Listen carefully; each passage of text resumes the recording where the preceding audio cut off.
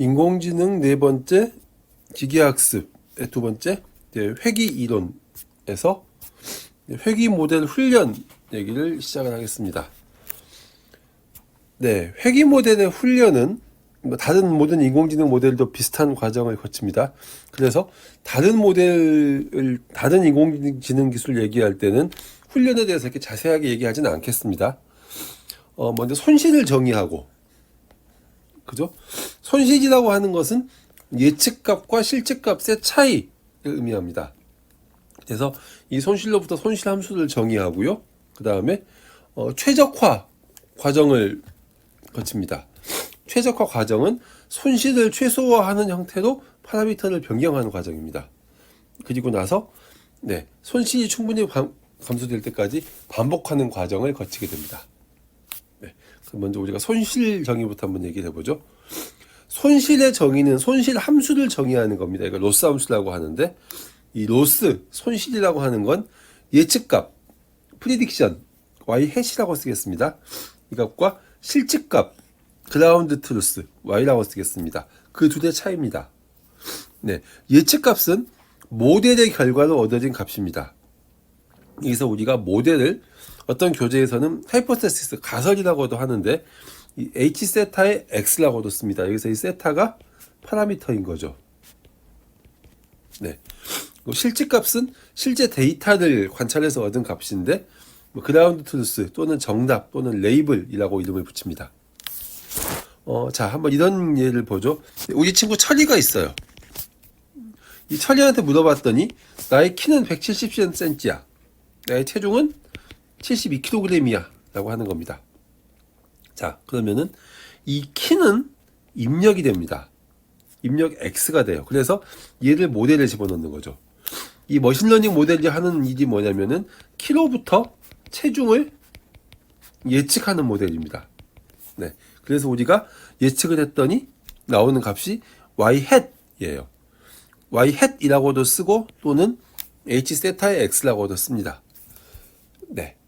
그리고 실제 우리가 이 친구로부터 우리가 알고 있는 실제 체중이 있죠. 여기서 이 손실이라고 하는 것은 이 실측값과 예측값 사이의 오차입니다. 자, 이 철이의 체중을 예측을 했더니 70kg가 나왔어요. 그런데 실제 물어보니까 72kg라고 했어요. 그럼 예측값이 70인 거고 실제값이 72니까 그 차이만큼의 오차가 발생하는 겁니다. 그걸 우리가 손실이라고 부릅니다. 자, 이런 손실들로부터 만들어지는 게 손실 함수인데, 이 손실 함수는 세타의 함수입니다. 이 밑에 있는 세타, 이 세타의 함수인 거죠. 그래서 이 손실 함수를 우리가 J of 세타, 세타의 J라고 씁니다. 손실 함수의 목표는 이 J 세타를 최소화하는 세타를 찾는 거예요. 이걸 우리가 수학적으로 쓰자면은 아그민 J of 세타의 세타라고 합니다. 즉 J of 세타 함수의 최소값을 찾아주는 세타는 무엇인가, 이걸 찾는 거죠. 그럼 우리가 손실함수의 모양을 좀 더 만들어 보겠습니다. 여러 개의 데이터가 있는데 그 중에 첫 번째 사람 X1의 데이터만 보죠. 지금 우리가 쓰고 있는 회귀 모델은 키로부터 체중을 예측하는 모델입니다. 그래서 너는 키가 얼마니? 170cm예요. 그러면 이 모델에 넣었더니 70kg일 거야 라고 예측을 했어요. 이게 예측값인 거죠. 근데 실제 물어봤더니 실제값은 72kg이었어요. 두 번째 사람은 키가 175cm였습니다. 그래서 우리 모델에 넣어봤더니 75kg일 거야 라고 예측을 했어요. 그런데 실제로 물어봤더니 73kg이었어요. 이렇게 예측값과 실측값 사이의 차이를 우리가 로스, 오차라고 하는데, 이 오차를 어떤 식으로 표현할 것인가, 이게 이제 관건이죠. 가장 쉬운 방법은 야 70이라고 했는데 72였잖아, 빼면 될 거 아니야 라고 하는 겁니다. 그래서 가장 쉬운 방법은 디퍼런스를 구하는 겁니다.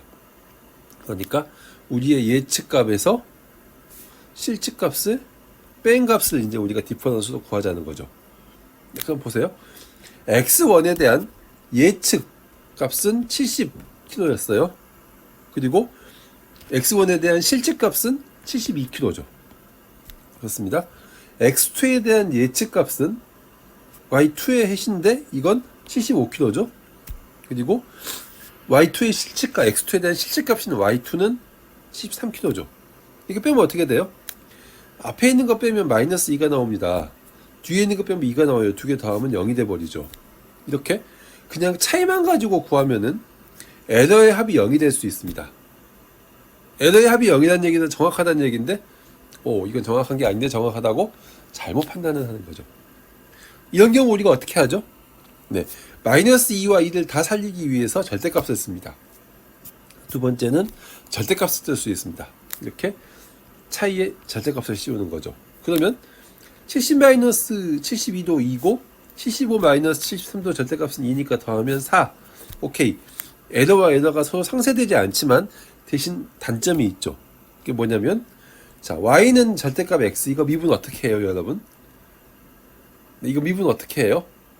네, x가 0보다 클 때 하고 x가 0보다 작을 때로 나누어서 y는 x 미분하고 y는 마이너스 x 미분해야 되죠.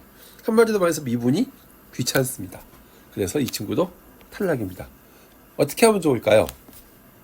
제일 좋은 방법은, 많이 쓰는 방법은 차를 구한 다음에 제곱을 구하는 겁니다. 그래서 예측값에서 실질값을 뺀 다음에 제곱을 씁니다. 이런 걸 스퀘어드 에러라고 합니다. 스퀘어드 에러라는 뜻은 에러의 제곱을 씌웠다는 거죠. 그래서 이렇게 하면은 2의 제곱이니까 4가 되고 이렇게 하면 또 2제곱 4가 되니까 더하면은 8. 그렇죠. 그리고 이 함수는 미분하면 깔끔하게 2가 앞으로 나가고 뒤에 있는 항만 남기 때문에 미분이 비교적 쉽습니다. 그래서 실제로 로스 함수는 이와 같은 차의 제곱을 많이 이용을 합니다. 네. 그래서 이렇게 해서 얘기할 수 있죠. 우리가 m개의 데이터가 있어요. m개의 데이터가 있으면 얘들을 다 예측 모델에 넣어봅니다. 회귀 모델에 넣어봅니다. 그러면은 y1의 헷, y2의 헷, 그리고 ym의 헷까지를 구하겠죠. 그리고 실제로 이 x1부터 xm까지의 데이터에 대응되는 실질값의 집합이 있습니다. y1부터 ym까지 있겠죠. 네. 그러면은 결국 여기서는 이 둘 사이의 로스를 구한다 하면 y1의 헷과 y1 사이의 로스를 구하고 그게 이 녀석입니다. 그 다음에 ym의 헷과 ym의 사이의 로스를 구합니다. 그게 이 녀석이죠. 이렇게 m개의 로스를 구하게 되는데 우리는 이렇게 구한 로스들을 전부 다 평균하겠다 라고 하는 겁니다. 그래서 이 값들을, 이 로스들을 다 더하고 그 더한 값을 m으로 나눠줄 겁니다. 이게 평균이죠. 나중에 이제 앞에 2분의 1을 곱해줄 거예요. 왜냐면은 이 로스가 뭔가의 제곱으로 나왔을 때 미분하면 이렇게 없어지니까요. 그건 나중에 얘기하겠습니다. 자, 이 로스 우리가 뭘 쓰기로 했죠? 아까 스퀘어드 에러라고 하는 걸 쓰기로 했죠. 그래서 실제로 회귀 모델에서 가장 많이 사용하는 로스 함수는 이 미인 스퀘어드 에러라고 하는 걸 제일 많이 사용합니다.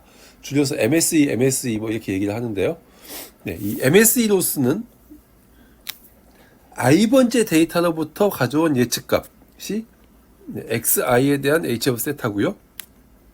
i번째 데이터로부터 가져온 실질값이 yi라고 하면 예측값에서 실측값을 뺀 값의 제곱을 씌웁니다. 이걸 스퀘어드 에러라고 했죠. 이걸 로스라고 정하는 거죠.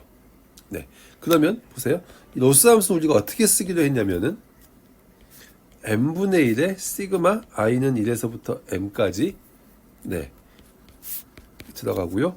h of 세타의 xi 마이너스 yi의 제곱 이렇게 되는 거죠. 미분하는 것 때문에 앞에 2를 더 써줄 수 있습니다. 그러면 보세요. 여기서 h of 세타에서 y를 뺀 게 이게 에러죠. 이게 에러입니다. 그리고 이 항에 대해서 우리가 제곱을 씌웠죠. 그래서 이게 스퀘어드입니다. 네, 이게 스퀘어드고요. 그 다음에 이렇게 보시면은 이 전체 값들을 다 평균을 했죠. 그래서 미인입니다. 그래서 이렇게 나옵니다. 그래서 민 스퀘어드 에러라고 하는 말은 이 민 스퀘어드 에러라고 하는 말은 이런 관계에서 나온다라고 여러분들이 생각을 해주시면 됩니다. 네, 이게 이제 회귀 모델에서 많이 이용하는 손실함수인 민 스퀘어드 에러고요. 이 민 스퀘어드 에러를 한번 단변수 선형회귀에 적용을 해보죠. 단변수 선형회귀의 경우에는 모델의 식이 세타 제로 플러스 세타 1 x라고 했습니다.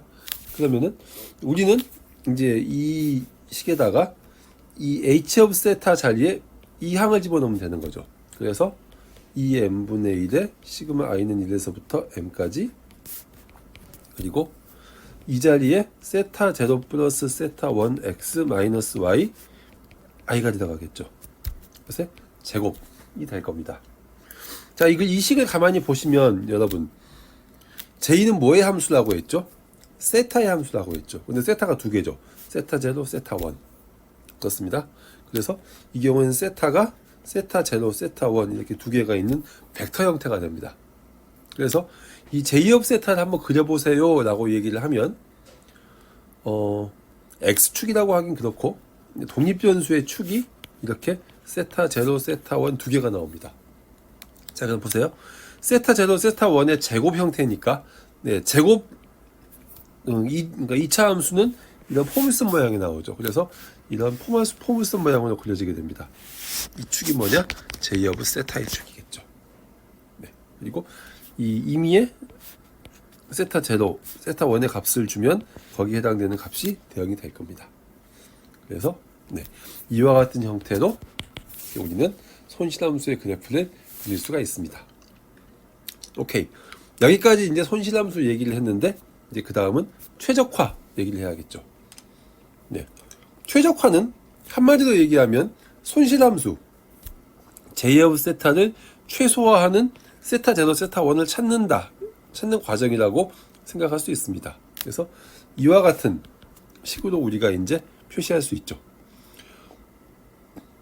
네, 그러면은 J업 세타를 최소화한다고 했는데 J업 세타는 이런 모양의 그래프잖아요. 언제 이 값이 제일 작냐면 이 값일 때 제일 작습니다. 네, 2차 함수에서 이 값일 때 제일 작은 값. 네, 잘 아시죠? 어떨 때 이 값일 때 제일 작아요? 네, ff 프라임이 0인 값이죠. 여기도 마찬가지로 이 J업 세타가 최소값이 되는 점은 이 J업 세타의 미분이 0이 되는 값입니다. 그래서 어떻게 미분이 0인지는 우리가 살짝 고민을 해보죠. J는 아까 우리가 2차 함수도 정의가 된다고 했죠. 2차 함수기 때문에 미분은 얼마든지 가능합니다. 그런데 이 점을 찾는 것은 쉽지 않아요. 언제나 가능한 건 아닙니다. 그래서 우리가 하려고 하는 게 뭐냐면 이 점에 해당되는 세타 제로, 세타 1을 찾으려고 하는데 어느 한 점에서부터 시작을 해서 이 미분을 타고 쭉 내려오는 미분이 영어로는 그레디언트입니다. 엄밀하게 따지면 도함수라는 뜻이죠. 그래서 이 경사하강법이라고 하는 건 이 미분의 경사를 타고 내려오는 방법이다라고 해서 그레디언트 디센트 메소드라고 합니다.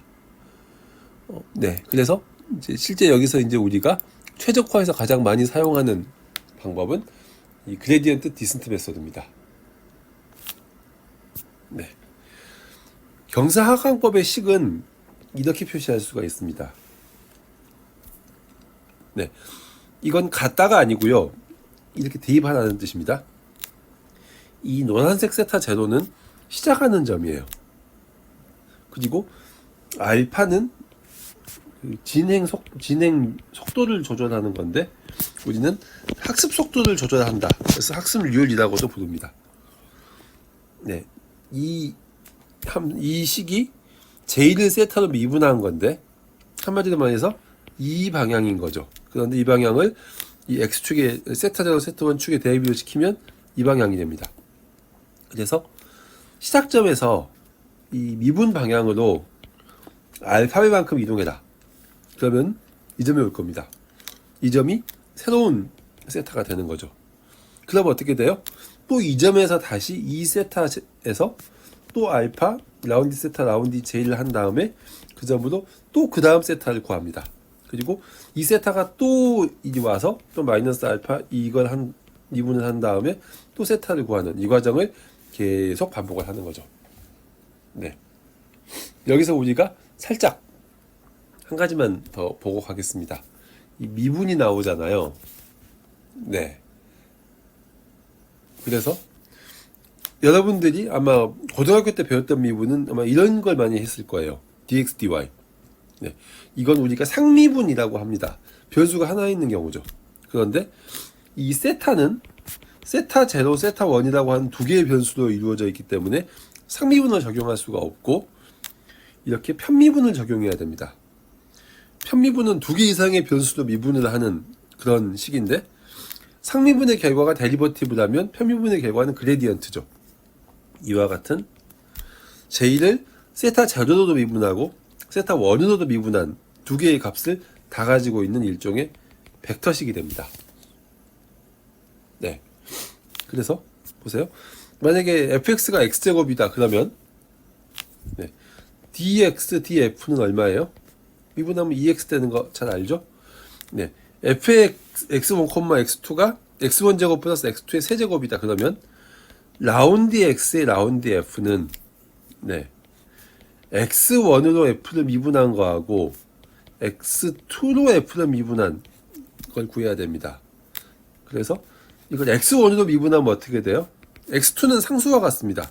이건 신경 쓰지 않을 것이고 이것만 미분할 것이기 때문에 2x1이 되겠죠. 그 다음에 x2로 미분할 때는 x1을 신경 쓰지 않습니다. 이것만 신경을 써요. 그래서 3x2의 제곱 이렇게 되겠죠. 그래서 이와 같은 식이 이 그레디언트다 라고 얘기를 합니다. 이 막 수학 나오고 그러니까 막 머리 아프죠? 네, 근데 여러분들이 인공지능 관련된 라이브러리를 쓰면 이런 수학은 하나도 몰라도 됩니다.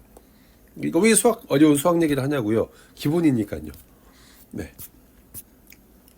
그렇습니다. 자, 그래서 실제로 우리가 선형회귀 함수, 선형회귀 모델에다가 이 로스 함수를 적용을 하면 이와 같은 로스 함수를 구할 수 있다고 얘기했었죠. 네. 이걸 편미분하면은 어떤 모양이 나올까요? 어떻게 나오긴요. 라운드 세타 라운드 제이를 하니까 세타 제로로 제이를 한번 미분하고 세타 1으로 제이를 미분해야겠죠. 그러면 보세요. 세타 제로로 얘를 미분하면 어떻게 될까요? 네. ax 플러스 b의 제곱 미분하면 이렇게 나온다고 했죠. 세타 제로 앞에는 아무것도 곱해져 있지 않기 때문에 네. 2n분의 1 시그마 i는 1에서부터 m까지는 똑같게 나갈 것이고 미안합니다. 제곱함수 미분하면 앞에 2가 나가죠. 그래서 2랑 없어집니다. 그리고 세타 제로 플러스 세타 1 x 미안합니다. xi 마이너스 yi 네, 이것만 남게 되는 거죠. 그 다음에 세타 1으로 미분하면 어떻게 될까요? 세타 1에 곱해져 있는 xi가 이 a처럼 살아남게 됩니다. 그래서 n분의 1 시그마 i는 1에서부터 m까지 네, 세타 제로 플러스 세타 1 xi 마이너스 yi가 남고 세타 1 앞에 곱해져 있던 xi가 곱해지게 됩니다. 네, 그래서 이와 같은 식으로 그레디언트가 계산이 됩니다. 자, 그런데 실제로 우리가 이와 같은 그레디언트를 이런 식으로 들고 다니기보다는 벡터 표현을 많이 해서 들고 다닙니다. 실제로 파이썬으로 구현할 때의 장점은 이런 항들을 하나씩 다 안 가지고 다녀도 된다는 장점이 있죠. 그래서 이와 같은 식을 우리가 벡터로 바꾸기 위해서 네, 1x를 xb라고 하고 세타 제로 세타 1을 세타라고 써봅시다. 네, 그럼 보세요. 이 뒤에 가만히 보시면 1이 곱해져 있어요. 네, 그럼 이 둘을 같이 쓰면 어떻게 될까요? 네, n분의 1에 시그마 i는 1에서부터 m까지 앞은 똑같죠? 세타 제로 플러스 세타 1 xi 마이너스 yi가 되고 그 뒤에 1xi가 곱해지면 됩니다. 이 상수가 양쪽에 곱해지면은 이런 식이 나오는 거예요. 그런데 이게 뭐라고 했죠? 우리가 xp라고 했죠. 네. 그리고 가만히 보면 이 식 보세요.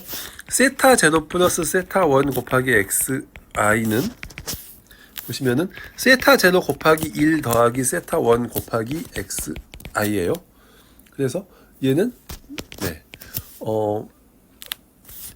1xi라는 벡터 내적 세타 제로 세타 1입니다. 1xi가 뭐라고 했죠? xb. 이게 뭐라고 했죠? 세타. 그래서 앞에 있는 식은 xb 내적 세타가 될 겁니다. 뒤에 마이너스 yi 있을 테고요. 그래서 벡터로 쓰면 이렇게 깔끔하게 쓸 수가 있습니다. 좋죠. 네. 좋습니다. 그럼 이게 실제 어떻게 풀리는지를 한번 볼게요. 이 과정이 조금 여러분들이 따라가기에는 살짝 이제 복잡할 수 있는데 잘 따라와 주기 바랍니다. 아까 우리가 이렇게 쓸 수 있다고 했어요. 이걸 풀어서 쓰면 이 m개를 한번 풀어서 써보죠. 얘는 m분의 1에 xp는 1x라고 했는데 xi라고 했는데 이게 m개 있는 거예요. 그래서 1x1, 1x2, 땡땡땡 1xm까지 있겠죠. 그리고 거기에 세타 제로, 세타 1이 곱해지는 겁니다. 그리고 마이너스 y도 마찬가지로 y1부터 ym까지 있겠죠. 그리고 여기에 1x1, 1x2 해서 1xm까지가 곱해질 겁니다. 네. 이 식에 들어가는 모든 항을 다 풀어서 쓰면 이제 이런 식으로 풀어서 쓸 수가 있습니다. 근데 가만히 보시면 앞에 있는 행렬은 행이 몇 개냐면 m행입니다. 그리고 열이 몇 개냐면 2개예요. 뒤에 있는 세타는 행이 2개고 열이 1개입니다. 이거 2개 곱할 수 있죠? 그 다음에 여기서 이 뒤에 있는 항은 m by 1입니다. 그래서 이렇게 하면은 m by 1이 나오겠죠? 그리고 그 뒤에 있는 행렬은 m by 2입니다. 그죠? 내적이기 때문에 이거 트랜스포즈해서 곱할 수 있습니다. 그래서 앞에 있는 항을 풀면은 이런 식으로 풀린다 라고 얘기할 수 있죠. 네, 좋습니다. 그럼 일단 이렇게 풀렸고요. 그러면은 이제 이 항을 한번 곱해봅시다. 이렇게 한번 곱해봅시다. 그럼 어떻게 돼요? 네, 이렇게 곱하겠죠. 그러면은 1 곱하기 세타 제로 더하기 세타 1 곱하기 x1 이렇게 될 테고요. 감사합니다. 두 번째를 또 곱하면은 세타 제로 플러스 세타 1 곱하기 x2가 될 테고요. 이걸 쭉 하면 세타 제로 플러스 세타 1 곱하기 xm이 될 겁니다. 네, 그리고 뒤에서 빼기 y1부터 ym까지가 있을 거고요. 이거 전체에다가 곱하기 주어진 이 녀석이 따라오겠죠. 다 쓰기 힘드네요. 네, 어쨌거나 그러면은 이와 같은 식으로 식이 정리가 될 겁니다. 이걸 한번 또 다 풀어보죠. 똑같은 두 행렬은 같은 크기니까 2개 뺄 수 있습니다.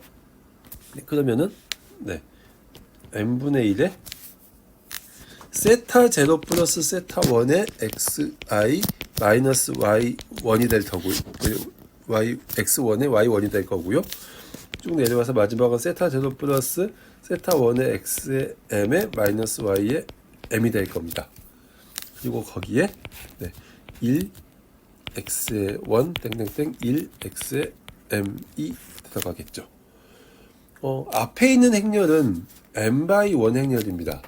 뒤에 있는 행렬은 m by 2 행렬입니다. 그죠? 그래서 실제로 이제 이 두 행렬의 그 내적을 구해보면 이 내적을 할 때 앞에 있는 행렬은 트랜스포즈가 들어가니까 1 by m이 되겠죠? 두 개를 곱하면은 1 by 2 행렬이 나올 겁니다. 그래서 실제로 이 두 개를 곱해보면 앞에 n분의 1은 여전히 있을 테고요. 그 다음에 보세요. 실제로 이 모든 항들이 1하고 곱해져서 더해지게 됩니다. 그래서 세타 제로 플러스 세타 1의 x1 마이너스 y1부터 시작해서 쭉 더하는데 어디까지 더하냐면 세타 제로 플러스 세타 1의 x의 m 마이너스 y의 m까지 더해지게 될 겁니다. 그리고 그 뒤에 x에 곱해지는 녀석은 그 세타 제로 플러스 세타 1의 x의 1 마이너스 y의 1 곱하기 x의 1이 되겠죠. 플러스 땡땡땡 세타 제로 플러스 세타 1의 x의 m 마이너스 y의 m에 x의 m이 곱해지게 되겠죠. 최종적으로 이런 식으로 곱해지게 됩니다. 굉장히 곱하는 과정을 지저분하고 길게 풀어서 설명을 했는데 이렇게 지저분하게 길게 풀어서 설명한 과정 이유는 실제로 이걸 계산할 땐 이렇게 한다는 겁니다. 근데 이 계산을 파이썬 함수를 이용하면 굉장히 쉽고 편하게 할 수 있어요. 네, 어떻게 하냐면요. 보세요. 이 두 개 곱하는 거 이게 나온다고 했죠. 이걸 계산하는 방법은 xb의 닷 세타 이렇게 해주면 됩니다. 간단하죠? 여기서 y를 빼는 거 xb 닷 세타 마이너스 y 이렇게 해주면 됩니다. 그리고 최종적으로 뒤에 있는 xb를 또 곱해가지고 계산하는 것도 마찬가지로 똑같이 비슷한 식으로 해줄 수 있습니다. 그래서 xb 닷 세타 마이너스 y 한 거에다가 xp를 곱할 건데 얘를 트랜스포즈 시켜서 곱한다고 했죠. 그래서 xp에 트랜스포즈 한 다음에 닷 이렇게 해주면 됩니다. 그래서 이와 같은 식으로 정리가 됩니다. 여러분들이 실제로 이 과정을 다 풀어서 정리하려면은 상당히 수학적으로 귀찮고 복잡한 식인데 파이썬 특히 이 넘파이 같은 라이브러리를 쓰면 이렇게 간단한 식으로 표현할 수 있다라는 걸 여러분들에게 얘기를 해주고 싶네요. 네, xb는 이런 식으로 만든다라고 얘기를 하고 할 수 있고요. 주어진 x가 있고 다 1인 열은 그 np.once라고 해서 이게 넘파이의 줄임말입니다. 1인 걸 만들어주고요. 그 두 개를 컨캐티네이션 합쳐줘라라는 식으로 만들 수 있습니다. 네, 쉽죠. 자, 그럼 여기서 이제 여러분들은 이제 이걸 반복하는 마지막으로 반복하는 과정인데 그레디언트 계산 아까 이렇게 하는 거 배웠죠? 네, 파라미터 갱신은 이 세타에서 그레디언트를 적용해서 새로운 세타를 찾는 겁니다. 그리고 이걸 n번 수행할 수도 있고 또는 우리가 계산한 오류가 특정한 스레시홀드보다 작아질 때까지 할 수 있습니다. 그래서 또 이 세타를 집어넣어서 그레디언트 계산하고 또 세타 갱신하고 이 과정을 계속 반복하는 거죠. 네. 지금까지 우리가 그 회귀 모델의 훈련에 대한 이야기를 했고요. 그 다음은 이 회귀 모델 훈련 과정을 이제 실습을 해볼 텐데 이 부분은 실습 PPT에서 따로 언급을 하도록 하겠습니다. 네, 그래서 지금까지는 우리가 회귀 모델의 훈련에 대한 실습까지 얘기를 했고 다음 시간에는 최적화 얘기를 하도록 하겠습니다.